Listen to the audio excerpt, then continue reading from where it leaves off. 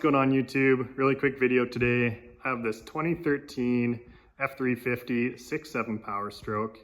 I've had it for about a year now and I've had a decent amount of issues with it. I wanted to go over some of the common issues you can look for if you're buying one of these trucks. Some things I like, some things I don't like, and some common upgrades that I think are a must. So let's get right into it. I don't want this video to be too long. I bought this truck with 330,000 K on it, so I put about 20,000 K. Just to give you guys a reference with the age and condition of this vehicle. Coming under the hood, I'm not going to talk about stock emissions. Everybody knows the issues with those. But one thing that's a must, in my opinion, the turbo. 2011 to 2014, they have a dual inlet and dual compressor turbo. Very problematic. I wouldn't even consider running a truck with one of those turbos. This is a factory Ford upgrade. Stock turbo from a 15 and up truck. Swaps right in. Very clean install, all factory parts. 100% have to have this turbo in my opinion. Garrett makes these turbos, so the stock one that you don't want is called GT35. This is a GT37, so that's the upgraded part that you want. I do have the nice SPE intake and the intercooler piping here. This isn't a necessity. The trucks run pretty well without these and the stock plastic intake and everything. If you don't have a crazy high horsepower tune or you're not hauling really heavy loads all the time, I wouldn't worry about it. But if you are pushing the truck a little harder, the stock intercooler pipe has a plastic fitting here that does like to crack, break, explode, kind of cause boost leaks, but not super common for the average person. Everybody knows these high pressure CP4 fuel pumps are prone to failure, but there are some really nice aftermarket kits. This is a S&S additional filter and it kind of plumbs into the return line off the CP4. So if you do have a CP4 failure, the metal from that will go straight into the filter and it doesn't contaminate the rest of the fuel system. It is fairly affordable. It's about 600 bucks. So that's definitely a necessity on these trucks. Without that filter, if you have a CP4 failure, you're going to be spending about 15 grand on the new pump, all new injectors, drop the tank, clean out all the metal debris, and it's a nightmare. While you're under the hood looking at these vehicles, check both the secondary and primary cooling systems. If these are low, so you want to look at that level right here, make sure it's nice and high. If it's below the add mark, really common failure on these, the air to water intercoolers. I had to replace mine. It was leaking coolant into the intake and you'd notice a lot of smoke on cold starts. If your engine's burning coolant long term, it's definitely not healthy for it. This is just a quick look on the inside of my factory intercooler pipe when that intercooler was leaking internal. Very, very common failure. So make sure you check that secondary tank. And now with the primary system, these trucks are very common for rad leaks. So mine just started leaking here the other day, and these rads are expensive, 1,200 bucks. So take a really good look down the side of the tank here. And mine's leaking really bad, but you can't see it from up top. You want to go underneath. And look from the bottom. Look how bad that's leaking. Very common issue. Dripping on the ground.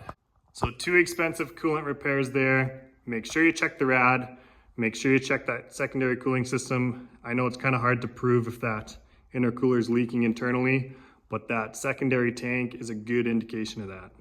Now while you're inspecting these trucks for leaks, go underneath, and these oil pans are very common for leaking. So let's go under, have a look. Mine is leaking. So it's going to be hard to see in the video here, but you can see it's dripping on the ground. And you just want to get up there, kind of look by that lower pan. And you can see quite a bit of oil up in there. And this is a big job. The tranny has to come out for that repair, so not many people reseal these pans because it is very labor intensive. But another common issue, make sure you check it. While you're under here, make sure you check the vacuum lines going to your hubs. These break all the time and you lose your auto 4-wheel drive. So that's one thing I really like to check. Make sure your hubs aren't locked, unlock them, and see if the 4-wheel drive works. If it doesn't, you probably have a vacuum leak here somewhere. And I spent a lot of time replacing all these lines. I even had some lines up here by the little vacuum solenoid and stuff. And it goes to a vacuum pump in the valley there on the front of the engine. So a lot of sources for vacuum leaks. Spent a lot of time on it, and my hubs still don't work. So very common issue. See if those auto hubs work. If you have aftermarket hubcaps like this, it can be kind of hard to check them because most people just keep them locked all the time, and then you won't be able to tell inside because the 4-wheel drive will work, but the auto system does not. Again, that can be something expensive to get into because now I would have to pull apart the hub and all the front end components, replace every seal in there just for a chance to get this system working again. And while we're talking about oil leaks, the stock PCV or CCV, the crankcase ventilation system, the stock OEM system is a paper filter that's serviceable. Those paper filters get gummed up with oil and they get plugged. And then if you check for blow-by, you'll have a ton of blow-by because the engine can't breathe properly. You'll start to smoke, blow out seals. You'll have all kinds of other oil leaks. So a delete on that is a must. But now we have just a tube running down to the ground. And those dump out quite a bit of oil on the ground as well. So I have the SPE internal catch can. You can kind of see that silver piece underneath. I thought it was gonna solve all my oil leaking issues. It slowed it down, but it really didn't fix it. So coming underneath the truck, this is my PCV hose here that's venting to atmosphere. And you can see just how much oil and crap is all around here. This is an oil soaker pad I have in there, and it still doesn't really matter. That's how much oil I have leaking on the ground, even with that internal catch can. So unfortunately, the stock CCV ventilation system sucks, and even these aftermarket delete kits, they kind of suck too. So that's something you just have to live with, unfortunately. Now moving on to other things that didn't work on the truck when I bought it. Heated and cooled seats. So this is a loaded Lariat, and when you hit the heated seat button, it would turn on. You wouldn't hear the relays click under the seat or anything. You'd go to hit the cooled seats and they wouldn't come on the display at all. So you kind of had the illusion that the heated seats were working. Cooled seats didn't work. Let me show you what I found. Very common issue. So coming over to the passenger side here, the heated and cooled module is under the seat here.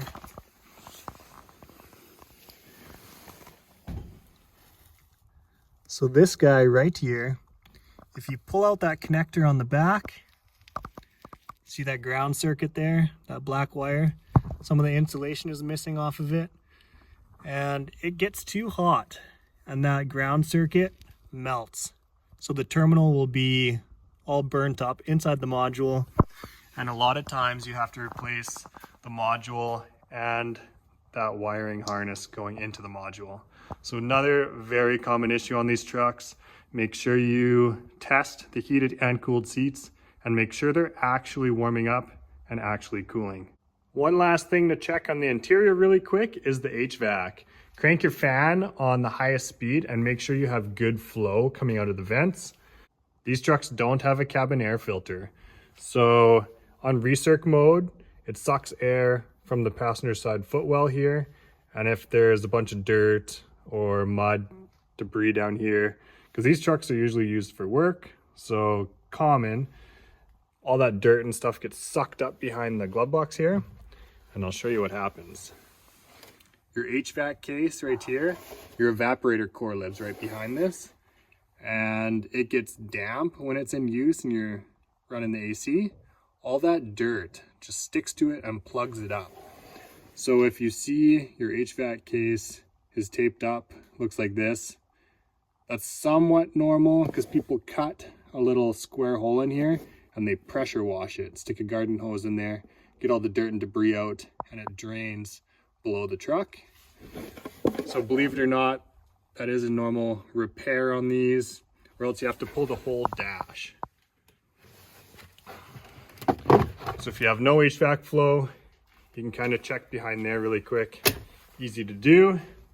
And like I said, there's two different air intakes. So cycle between recirc, it sucks from the footwell here, and then cycle fresh air. And my fresh air intake was actually plugged because there's a little mesh up above the blower motor. You're not going to be able to see it, but mine was plugged completely solid. I had to take the blower motor out and blow compressed air up in there and blow all that dirt and debris completely out of there. Bit of a Ford quirk with this dash setup in these trucks, but you can see the ghetto fix that they did on this. Somewhat normal. Doesn't really affect performance, but something you can check easy enough. Also, check the backup camera. My backup camera did not work. I'll show you what I found. Originally, I thought it was the camera itself inside the tailgate there, but it wasn't. It was actually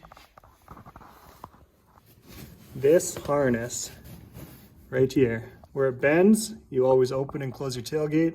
This harness flexes right here. And I had a whole bunch of broken wires, corrosion, and that backup camera did not work at all. So make sure you check that. Again, very common issue. So that's pretty much all the issues I've had over the last year.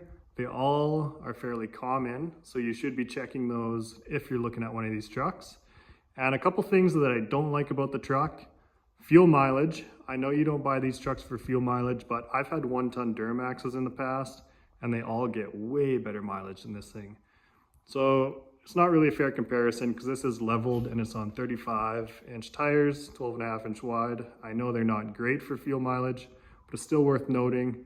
This truck gets about 14 liters per 100 empty. And if I hook up to even a small trailer, 3,000 pounds, even I hauled a U-Haul with my Victory motorcycle there. So a couple thousand pounds, if that. I was averaging 17 liters per 100, doing the speed limit. So horrible fuel mileage on these things for a diesel. Quick shot of that trailer so you can see just how small it really was. But to be fair, they are bigger trucks. The cab is way bigger, very spacious compared to my Duramax. So a little bit of a trade-off there. And on top of the bad fuel mileage, the tank is very small. It's about 80 liters. So my range is horrible, especially if you're hauling. Not the end of the world, but just an inconvenience. I don't know why 1-ton trucks like this have such small tanks. Another thing I don't like about these trucks is the maintenance. I spend a lot more on maintenance on this truck compared to my Duramaxes. Something as simple as fuel filters. This truck has 2. You spend a couple $100 on those from the dealer, whereas my Duramax, I would spend $60, $80 on that fuel filter. Engine oil changes. This truck holds 3 liters more than my Duramaxes, so that's not really a big deal. A little bit more expensive. But the oil filter is way more expensive. That's a $70 or $80 oil filter, whereas my Duramax was $25. So just little things here and there that are way more expensive on this truck. And simple things like diff, gear oil. The rear diff takes 75 by 140 weight oil. So kind of a specialty weight there. Not a lot of people stock that. And you do spend a lot more money. That oil is about $40 a liter from the dealer. Where again, my Duramaxes, they took 75, 90 gear weight. So very common oil. That oil is used in almost everything, and it's cheap. So that pretty much wraps up this video. And with all that being said, I do really enjoy this truck. It's a pleasure to drive, has tons of power, will haul anything you need it to. Very nice interior compared to Duramaxes and Dodge of the same year. So it's compromised like anything. No vehicle's perfect, they all have their issues. And I just wanted to make this video sharing my experience with the last year of owning this truck and maybe try and help save you guys some hassle and headache if you're looking to get into one of these. So thanks for watching. If you did get some value, give it a like and share. Cheers, guys.